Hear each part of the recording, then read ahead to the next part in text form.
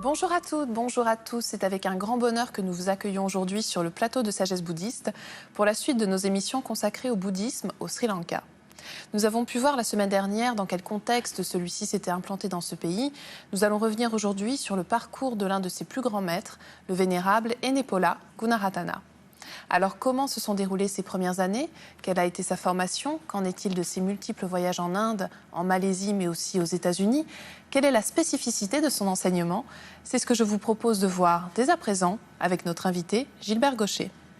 Gilbert Gaucher, bonjour. Bonjour. Je rappelle que vous pratiquez le bouddhisme dans la tradition Theravada depuis une vingtaine d'années, Oui. En suivant l'enseignement justement du vénérable Ennepola Gunaratana, Oui. dont vous avez traduit un certain nombre de livres. Oui. Merci beaucoup d'être avec nous.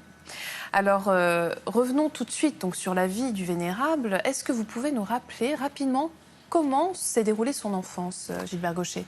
Écoutez, il est né dans un petit village qui s'appelle Ennepola, au Sri Lanka. Ses parents étaient des bouddhistes sincères et, comme c'était la tradition à l'époque, ils allaient au temple les jours de pleine lune et de nouvelle lune pour écouter le sermon du moine. Pendant cette nuit-là, le jeune homme eut un intense désir de devenir moine et qui plus est d'enseigner en anglais parce qu'il considérait que c'était la langue de l'élite. C'est ce qui lui arriva. À l'âge de 12 ans, il eut sa première initiation et à l'âge de 20 ans, son initiation complète. Il poursuivit ses études pendant cette période-là dans 2 collèges principaux, puis, essentiellement à la fin, au fameux collège des missionnaires bouddhistes de Colombo. D'accord. Alors, que s'est-il passé ensuite? Je crois qu'il est parti en Inde. Effectivement, sa première mission a été en Inde.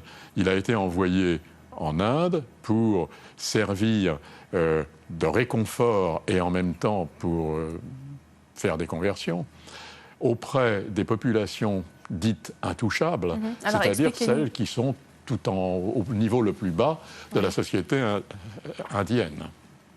Et ça a été vraiment des conditions très difficiles pour lui, Ça a été très difficile pour essentiellement 2 raisons. Oui. La première, c'est que ce type de population était dans des états de santé très mauvais et que lui, qui les fréquentait constamment, attrapa un bon nombre de maladies. La deuxième raison, c'est que la société hindoue traditionnelle voyait d'un très mauvais œil le fait que les intouchables se convertissent au bouddhisme. Il y a donc eu des menaces et éventuellement il a échappé à quelques moments très difficiles. Alors il est parti ensuite en Malaisie. Ensuite, il a été envoyé en Malaisie. Voilà, où il a mené de multiples activités. D'une part, il a dirigé l'Institut bouddhiste de Kuala Lumpur. Il a enseigné dans plusieurs écoles, dont une école de jeunes filles. Il a évidemment effectué des ordinations et conversions, mais pas seulement auprès de la population immigrée sri-lankaise, mais également auprès des populations bouddhistes chinoises, malaises, éventuellement laotiennes ou birmanes, qui vivaient en Malaisie. Et par ailleurs, concurremment, il a repris des études pour réussir à obtenir un diplôme de l'université de Cambridge. Il a ainsi perfectionné beaucoup son anglais, ce qui va lui être très utile après, comme nous allons le voir. Oui, parce que s'ouvre ensuite une période très très importante de sa vie, aux États-Unis, à Washington notamment. Dans quelles circonstances est-il arrivé là-bas? Un temple bouddhiste sri-lankais, le premier qui existait aux États-Unis, à Washington, recherchait un moine qui parlait anglais et qui avait également une expérience de missionnaire. Il a posé sa candidature, il a été accepté.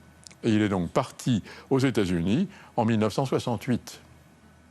Très rapidement quand même, ce monastère bouddhiste a connu un développement considérable de sa fréquentation. Et non seulement il y avait des Asiatiques, mais il y avait également des Américains. Qu'a-t-il décidé ensuite de faire? Est-il resté dans ce monastère? Alors, il est resté pendant 20 ans à Washington. Mais au bout de 20 ans, il a considéré que le rôle qu'il avait ne convenait plus à ce qu'il voulait faire. Et avec l'aide d'un disciple américain, ils ont réussi à acheter un terrain suffisamment grand pour créer un monastère de forêt. C'est-à-dire, en d'autres termes, pour revenir à une pratique qui soit très proche de celle de la tradition d'origine, de la vie des moines de la forêt, moines errants en bonne partie, qui mendiaient leur nourriture. Alors justement, c'est vrai que c'est ce qui est vraiment très intéressant chez le Vénérable, c'est cet attachement à l'enseignement originel. Et j'aimerais qu'on l'écoute justement, nous parler de cet enseignement, de la méditation Vipassana. Nous l'avions reçu il y a quelques années. On l'écoute. Now, Vipassana is called mindfulness meditation. On dit que Vipassana s'appelle la méditation de l'attention. Seeing what is happening L'attention signifie exactly as it voir is. ce qui se passe exactement It is tel que more c'est. dynamic type of C'est une meditation. méditation plus You dynamique. focus your mind on anything you On experience. concentre whether it l'attention is a sur feeling, tout ce the que l'on breath, peut vivre. perception, Sensations, thought, perceptions, ideas, pensées, sound, idées, whatever you experience. bruit, What quoi que ce happens soit when you- dont vous even fassiez when you want to l'expérience, practice samatha vous meditation, posez votre attention have dessus. to Donc, quand nous commençons cette then pratique de gain Vipassana, concentration. nous avons So this is besoin how we use d'abord Vipassana et après to d'avoir develop la concentration. concentration. Donc là, Once c'est you un moyen gain d'utiliser concentration, Vipassana pour then obtenir you la use concentration. concentration Et une to fois see que l'on a la to practice concentration, Vipassana on l'utilise more clearly. pour pratiquer Vipassana Because de in manière a plus claire. higher level of concentration, Parce que les mindfulness plus becomes hauts pure niveaux de because concentration of the presence permettent à l'attention of, d'être extrêmement equanimity, pure à cause de la présence de even-mindedness. l'équanimité, And then de l'équilibre you can mental. see Et à things partir de là, in a vous pouvez voir les extremely choses de subtle, manière deep extrêmement way. subtile, For example, extrêmement profonde. Par exemple, impermanence. l'impermanence, Is, c'est une partie very essentielle essential de la part of méditation Vipassana. meditation.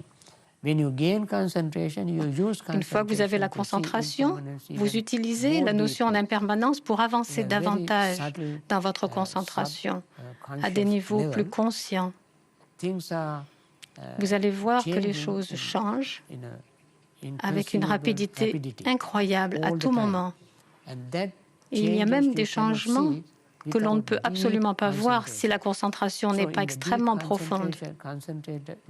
Il faut donc avoir un esprit très concentré qui ressemble un peu à un rayon laser. Vous avez une vision pénétrante grâce à Vipassana, une vision très claire des choses, et celle-ci vous permet, comme un rayon laser, d'orienter cette clarté vers un objet. Dans la concentration, si vous ajoutez la concentration et l'attention, vous pouvez voir l'impermanence de manière très subtile et très profonde. L'impermanence a lieu tout le temps, à chaque moment, des milliers et des milliers de fois, à chaque instant, dans l'esprit et dans le corps. Donc, si quelqu'un demande qu'y a-t-il de permanent? Et on peut répondre, la seule chose qui soit permanente, c'est l'impermanence. Gilbert Gaucher, vous qui avez traduit un certain nombre d'ouvrages du vénérable Ennepola Gunaratana, est-ce que vous pourriez nous résumer son message principal? C'est en fait le message que le bouddhisme cherche à véhiculer le plus clairement possible, c'est que la vie humaine est courte, même si elle nous paraît des fois longue, et que la mort nous guette sans que nous puissions savoir quand elle se produira. De telle sorte que la vie que nous avons actuellement est très précieuse et qu'il faut la mettre à bon usage en essayant de développer le plus possible notre esprit pour pouvoir parvenir à cette libération, si vous voulez, de la souffrance grâce à la méditation Vipassana dont il a parlé en particulier à l'instant. Et si vous deviez nous redire un petit peu quels sont les principes fondamentaux de cette pratique de la méditation Vipassana, comment est-ce que vous pourriez nous l'expliquer?